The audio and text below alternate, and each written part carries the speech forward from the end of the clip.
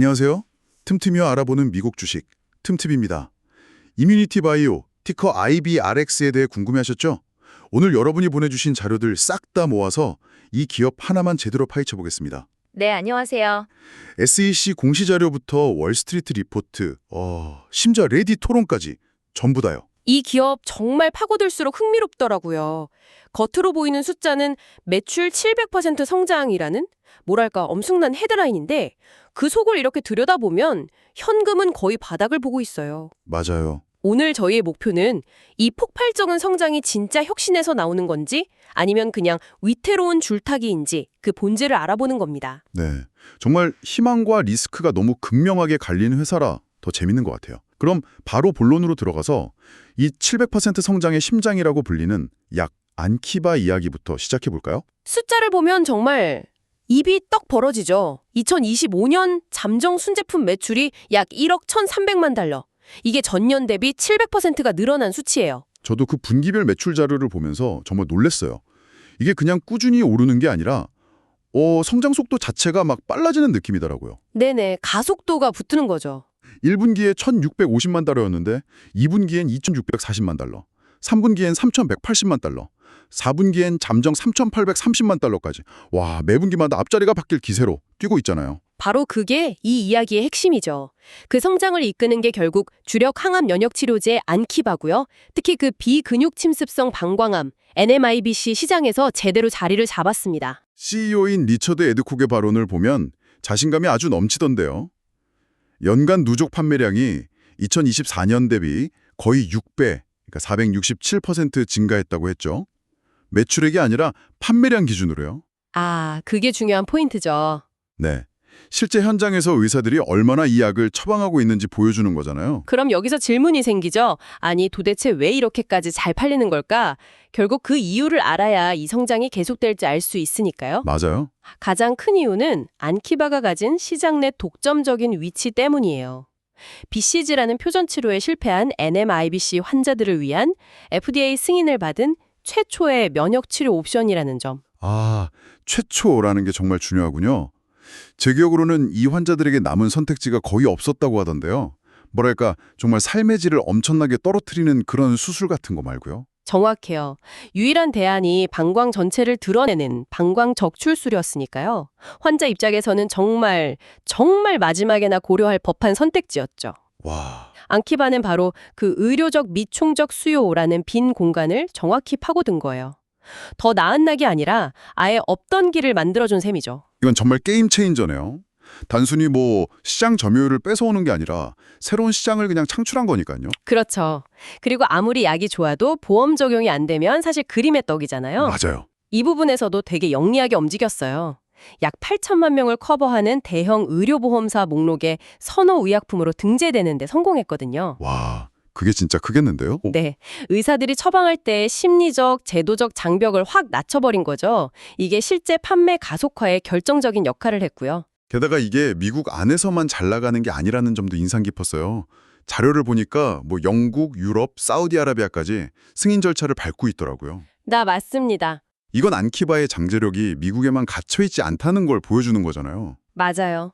정리하자면 안키바의 성공은 대체 불가능한 시장 위치, 영리한 보험 등재 전략, 그리고 발빠른 글로벌 확장, 이 세 가지가 완벽한 시너지를 내고 있는 결과라고 볼 수 있겠네요. 와, 정말 환상적인 스토리인데 그래서 재무제표를 봤을 때 더 이상하더라고요.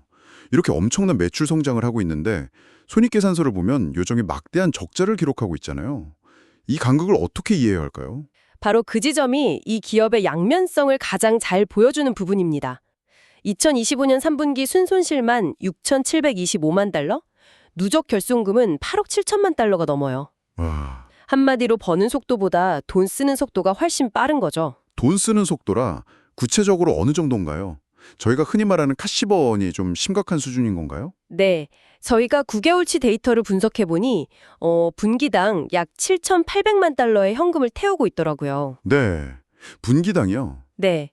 그런데 2025년 3분기 말 기준으로 수중에 남은 현금성 자산이 약 2억 5,780만 달러예요. 잠깐만요. 그럼 단순 계산으로도 지금 가진 돈으로 버틸 수 있는 시간이 1년도 채 안 된다는 이야기 아닌가요? 그렇죠. 3분기, 4분기 정도면 자금이 바닥 난다는 거잖아요. 맞습니다.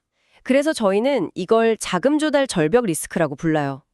이건 뭐 저희만의 추측이 아니라 회사 스스로도 공시자료에 추가 자금 조달 없이는 계속 기업으로서의 존속이 불확실하다고 명시해놨어요. 아, 자기들도 인정했군요. 네, 2026년 안에 유상증자 같은 추가 자금 조달이 거의 확실시된다는 신호죠. 유상증자라면 필연적으로 기존 주주들의 지분 가치가 희석될 수밖에 없겠네요. 그렇죠. 이미 지난 1년 동안 주식 수가 71%나 늘었고요. 과거 자금 조달 과정에서는 주식 가치가 3배나 희석된 적도 있어요. 3배요? 네, 앞으로도 이런 일이 반복될 가능성이 높은 거죠. 게다가 이 회사는 자본 구조도 좀 특이해요. 특이하다면요? 창업자인 패트릭 순 시용 박사 개인에게 빌린 5억 달러짜리 정환사채나 수익 이자 부채 같은 좀 복잡한 금융상품들이 얽혀 있어서 잠재적인 리스크를 더 키우고 있고요. 와, 정리해보면 겉으론 엄청 화려한데 안에서는 거의 시한폭탄이 돌아가고 있는 셈이네요. 결국 돈이 떨어지기 전에 다음 대박을 터뜨려야만 하는 상황인 거군요. 바로 그거죠. 그럼 이 회사의 미래를 책임질 파이프라인에는 어떤 것들이 있는지 좀 볼까요? 네, 그게 결국 이 기업의 생사를 가를 가장 중요한 질문이죠. 다행히 파이프라인에 있는 데이터들은 꽤 인상적이에요. 저도 자료 보면서 가장 눈길이 갔던 게 재발성 교모세포종 GBM 임상 데이터였어요. 이게 정말 악명 높은 뇌종양이잖아요. 맞습니다. 치료가 정말 어렵죠. 보통 생존 기간 중앙값이 3개월에서 6개월 사이라고 하던데 IBRX 임상에서는 아직 생존 기간 중앙값에 도달조차 안 했고 생존율이 82.6%라고 하더라고요. 네, 그 데이터는 정말 주목할 만하죠. 심지어 12개월 이상 생존한 사례까지 나왔다는 게 정말 놀라웠어요. 교모세포종처럼 면역세포가 힘을 못 쓰는 소위 차가운 종양 환경을 내 안기바가 바꿔줄 수 있다는 가능성을 보여준 거니까요. 그리고 또 하나의 핵심은 차세대 기술인 CAR-NK 세포치료제 파이프라인이에요. CAR-NK요? 기존의 CAR-T는 많이 들어봤는데 NK는 어떤 차이가 있는 거죠? 기존 CAR-T는 환자 본인의 피를 뽑아서 세포를 조작한 뒤 다시 넣어주는 맞춤 제작 방식이었어요. 아, 효과는 좋지만 시간이 엄청 오래 걸리고 비용이 상상 초월로 비싸고 부작용 위험 때문에 입원도 필수였죠. 그래서 CAR-T를 두고 나만을 위한 맞춤형 수트에 비유하는 걸 봤어요. 제작하는데 몇 주씩 걸리는? 딱 맞는 비유네요. 그런데 IBRX의 CAR-NK는 건강한 사람의 세포를 미리 대량으로 만들어두는 기성품 off-the-shelf 방식이에요. 기성품이요? 네, 방금 비유를 빌리자면 매장에 가서 내 사이즈에 맞는 최고급 수트를 바로 사서 입는 것과 같아요. 와, 그게 가능하다면 정말 혁신적인데요. 환자 입장에서는 기다릴 필요 없이 바로 치료를 시작할 수 있고 비용도 훨씬 저렴해지겠네요. 바로 그겁니다. 즉시 투여 가능, 낮은 부작용, 저렴한 생산비라는 엄청난 잠재력을 가진 거죠. 실제로 월덴스트럼 림프종 임상에서 화학요법 없이 7개월, 15개월 동안이나 암이 완전히 사라진 상태, 즉 완전 관해가 유지됐다는 데이터가 나왔거든요. 와, 이 기술이 그냥 이론에 그치지 않는다는 걸 보여주는 거죠. 그렇다면 앞으로 우리가 이 회사를 지켜볼 때 어떤 이벤트들을 가장 중요하게 봐야 할까요? 핵심 마일스톤을 좀 짚어주시죠. 몇 가지 중요한 일정들이 있습니다. 우선 가장 코앞에 닥친 건 2026년 1분기로 예정된 유두상 비근육 침습성 방광암에 대한 라벨 확장 재신청이에요. 재신청이라는 건 한 번 실패였다는 뜻인가요? 네, 맞아요. 2025년에 FDA로부터 거절 통지 RTF를 한 번 받았어요. 이번이 두 번째 도전인데 만약 성공하면 안키바의 시장이 지금보다 30에서 40%는 더 커질 수 있어요. 오, 단기적으로 가장 확실한 주가 상승 모멘텀이 될 수 있는 이벤트죠. 그럼 가장 파급력이 큰 소위 홈런을 기대해 볼 만한 이벤트는 뭔가요? 그건 단연 2026년 하반기에 발표될 비소세포 폐암 NSCLC 3상 데이터입니다.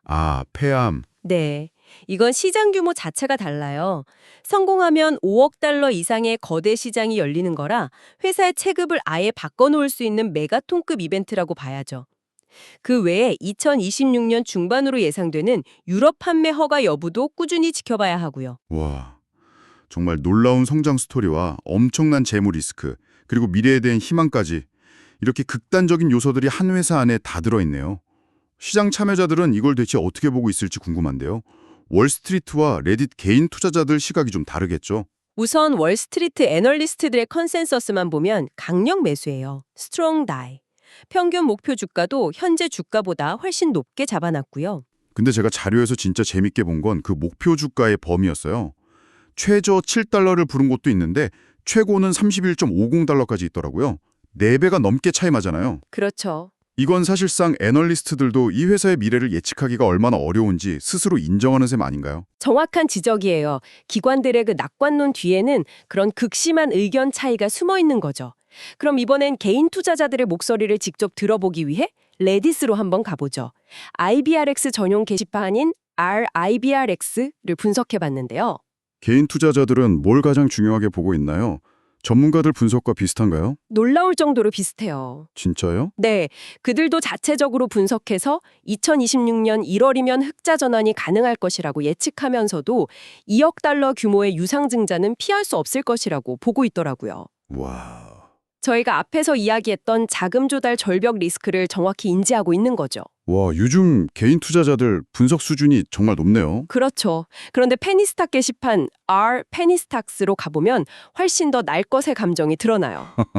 한쪽에서는 이건 장기적으로 무조건 황금주가 된다며 엄청난 기대를 쏟아내는 반면 다른 한쪽에서는 IBRX 때문에 미치겠다면서 단기 주가 하락의 고통을 그대로 토로하고 있더라고요. 하하, 정말 솔직하네요. 기관들의 계산된 낙관론과 개인 투자자들의 희망 섞인 불안감, 그 사이 어딘가에 지금 IBRX의 진짜 모습이 있는 것 같네요. 네, 희망과 불안이 공존하는 시장. 그게 가장 정확한 표현일 겁니다. 자, 오늘 이뮤니티 바이오에 대해 정말 깊이 파고들어봤습니다. 정리해보면 700%라는 고속성장을 이끄는 안키바와 암 치료의 판도를 바꿀지 모를 카렌케이라는 강력한 무기를 가졌지만 그 뒤에서는 현금이 빠르게 소진되고 주주가치 희석이라는 그림자가 짙게 깔려있는 기업. 이것이 바로 이뮤니티 바이오의 두 얼굴입니다. 오늘 논의를 마무리하면서 여러분께 마지막으로 질문 하나를 던지고 싶어요. 이 회사의 지분 69%를 가진 창업자 패트릭 순 시용은 자신의 막대한 부를 아주 복잡한 금융구조를 통해 계속 회사에 쏟아붓고 있습니다. 여러분께 던지는 질문은 이겁니다. 여러분은 혁신적인 바이오 기술 플랫폼에 투자하고 계신가요? 아니면 모든 것을 건 한 명의 비범한 비저너리의 초고위험 도박에 함께 베팅하고 계신가요? 이뮤니티 바이오의 미래, 여러분은 어떻게 보시나요? 댓글로 여러분의 깊이 있는 생각을 남겨주세요.